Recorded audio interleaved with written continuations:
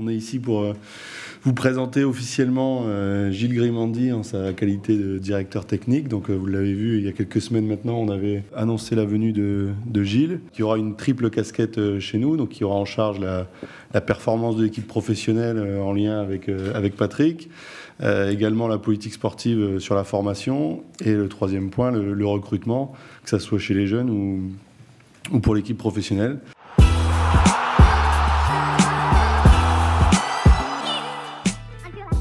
Déjà, c'est l'histoire de ce club. Je crois que ce club a une histoire dans le football français, une histoire un peu plus ancienne, une histoire récente. C'est un club qui est en phase de construction. À la fin de ma carrière, on m'a approché pour venir ici. J'étais allé à l'ancien centre là-bas pour faire une année joueur. Et bon, c'est vrai que quand on a comparé les installations à l'époque qu'il y avait ici en Angleterre, c'était un fossé. Aujourd'hui, je trouve que l'évolution est extraordinaire parce que l'écart c'est nettement resserré, quoi. Chaque année, le club avance. Et puis mon histoire avec Nice, elle est assez longue puisque j'ai rencontré les dirigeants avant et les dirigeants actuels et le projet était similaire. Donc pour moi, c'était cohérent. On avait tout de suite identifié le besoin dans l'organisation d'avoir quelqu'un sur cette fonction-là, qui est une fonction large. On connaissait tous l'expérience de Gilles dans ce domaine-là, donc je dirais que ses états de service parlaient pour lui. Et ensuite, il y a eu la rencontre humaine. Je pense qu'on partage un peu plus que nos initiales. Aujourd'hui, on a des valeurs similaires. Je pense qu'on est tous les deux des passionnés et des gros travailleurs. Et donc, il y a eu... ça a matché humainement. Donc voilà, et si aussi on a pris le temps, parce que le temps de la décision, c'est parce qu'il fallait que, avec Gilles et avec Patrick, on dessine ensemble la manière dont on souhaitait travailler. Et aujourd'hui, on est tous satisfaits du schéma tel qu'il est. C'est un plaisir de pouvoir travailler à une dimension humaine, c'est-à-dire qu'on peut très rapidement cibler notre marché et enclencher un process.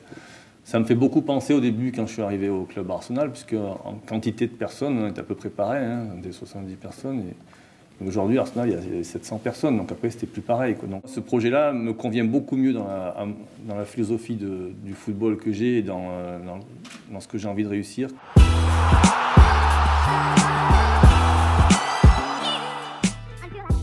Le projet était plus global que Patrick. C'est pour moi surtout une garantie de pouvoir bien travailler. Et je pense que dans un projet comme ça, c'est important d'avoir un entraîneur de très haut niveau et on a cette chance-là. Donc c'est encore un atout supplémentaire. Je ne suis pas très inquiet sur le futur de Patrick à nos côtés parce que je le sens investi à un point que je ne soupçonnais pas. Donc je ne suis pas très inquiet. Et puis je connais aussi l'histoire qu'il a eue avec Arsenal, où il est resté très longtemps. Et souvent, il a été courtisé par beaucoup de gens. Et il a eu beaucoup de mal à partir. Donc là, je pense que tous les éléments sont ici pour bien grandir, pour qu'on réussisse le projet ensemble. On travaille quotidiennement avec Patrick et avec Gilles. Et il s'inscrit totalement dans le projet et il est très impliqué. Donc voilà, je vous le dis, je vous le redis. J'ai aucun doute sur le fait qu'il sera l'entraîneur de l'OGC Nice la saison prochaine.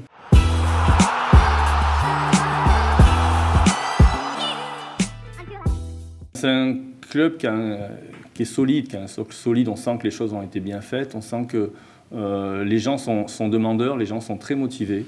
Il y a de la compétence, je pense qu'il y a de l'envie.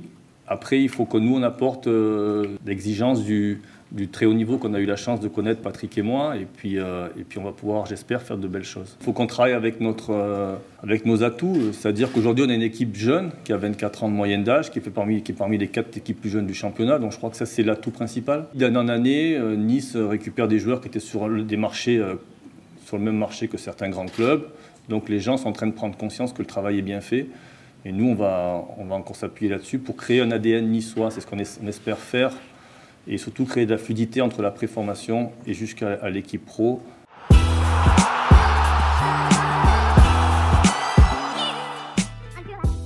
On est dans un pays du sud de la France, donc les gens ils aiment le beau jeu. Je pense qu'on a une stat qui est intéressante, c'est au niveau de la possession quand même. On est une équipe qui aime la possession.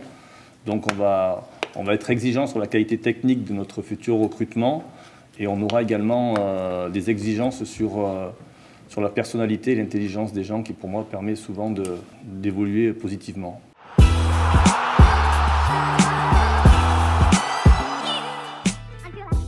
La première décision qu'on a pu prendre tous ensemble, c'est la venue de Mathieu Louis-Jean, qui sera responsable du recrutement. C'était une personne que je souhaitais attirer parce que c'est un garçon qui a travaillé pour un grand club anglais, pour Manchester United, qui a une connaissance très forte du foot français et qui est très compétent au niveau international. Donc ça sera Mathieu qui prendra la place qui avait été un petit peu laissée par Serge et qui n'avait pas été remplacée. Donc Mathieu Louis-Jean prendra la suite à partir de lundi. Moi, je suis un homme de terrain, donc j'ai voulu diriger cette cellule qu'elle soit dirigée par quelqu'un de terrain aussi, qui connaît très bien la problématique du recrutement. Donc c'est Mathieu qui prendra en charge, et puis il n'y aura pas de changement au niveau des recruteurs. On ne va pas révolutionner quoi que ce soit.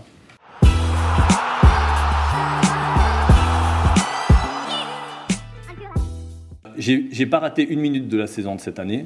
Parce que l'arrivée de Patrick, je sentais qu'il avait besoin, donc on a communiqué sur cette saison. Donc je connais l'équipe, j'ai tout vu cette année, plusieurs fois les matchs, même des fois. C'est pas un secret de Polichinelle que quand les gens regardent le foot et qu'il y a eu un manque au niveau quantitatif offensivement. Et Patrick a tiré le maximum, c'était compliqué. Hein, mais c'est vrai qu'il manquait, il manquait quelqu'un offensivement, donc on va essayer d'apporter une plus-value offensive. Et ça, c'est l'objectif du mercato. Ça avait l'habitude de garder des joueurs au moins 2 saisons quand ils arrivaient, quand ils explosaient. Est-ce que par exemple, ça sera le cas pour Youssef aussi, qui pourra rester une année supplémentaire? Alors la question est n'importe.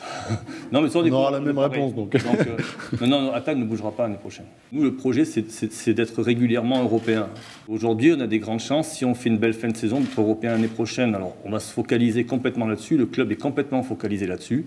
Et inévitablement, le recrutement peut être différent si vous jouez l'Europe, si vous ne la jouez pas par rapport à l'attractivité que vous pouvez avoir. Et voilà. Mais en tout cas, nous, on est en position. Aujourd'hui, on est une équipe jeune et on croit à cette équipe-là et on veut la faire évoluer.